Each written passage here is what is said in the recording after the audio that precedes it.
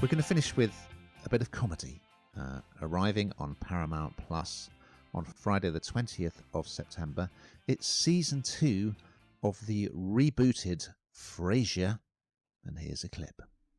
Ladies and gentlemen of the jury, welcome back to the room in which I changed your lives forever. Does it seem like he's gearing up for something? Yep, gonna be late. Oh, hey, Dad, I got a question about punctuation. Ooh! No, stay on task. We bought a ham. An 18-pound, acorn-fed jamon iberico. Oh, wow. This is better than Sax. Yeah, it doesn't seem that long ago that we reviewed season 1, actually. So it must have been a massive hit. Of course it was. For season 2 now to be out. There are 10 episodes in this outing. First 2 dropping and then released weekly, like they often do on Paramount Plus. And it does what it says on the tin. If you like Frasier, you'll like this too.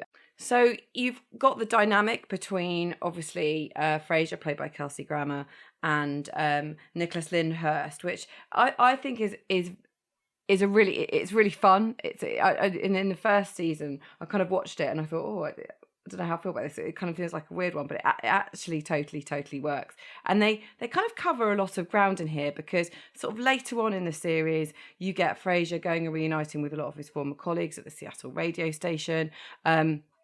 You see him hanging out there, and that's what I think it's got that real nostalgic moment. And I was reading the other day that nostalgia at the moment apparently is a big thing. People love looking back, so perhaps they've hit on it here, because that's exactly what this probably should be doing, isn't it? Really kind of slightly navel gazing to a degree, whilst also tracking forward, which they absolutely do here.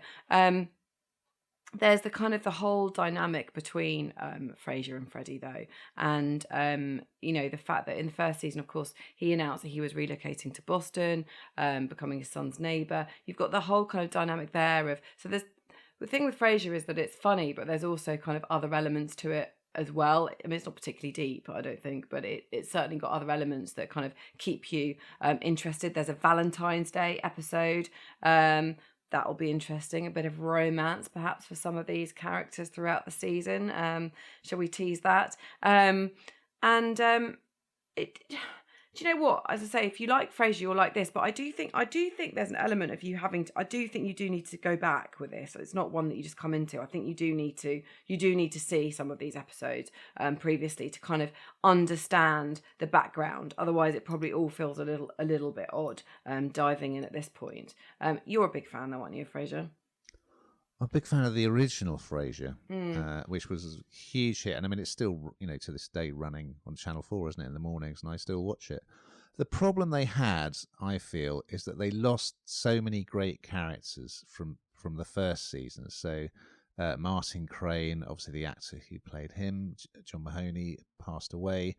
Niles, played by David Hyde Pierce, Jane Leeves as Daphne, all of the radio station crew, great characters, and I hate to say it, but I don't think the new characters, apart, Nicholas Lyndhurst is quite good value as a university lecturer and friend of Frasier's, but I don't think all of the new characters are that interesting.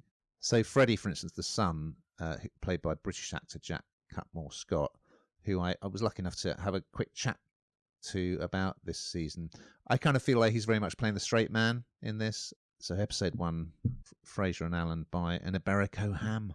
So there's lots of fun and games around that. So I think if you like Frasier, I mean, Kelsey Grammar, absolute master of comic timing. Lyndhurst is great in this. I think the two of them work very well together, but I can see why they've decided, okay, let's bring back, because they brought back Roz at the end of season 1, Perry Gilpin. And so we're going to see some more familiar faces, and I think that's a good idea. But yeah, if you like the original Frasier, I think you will enjoy this, but it is slightly different, but still worth a look.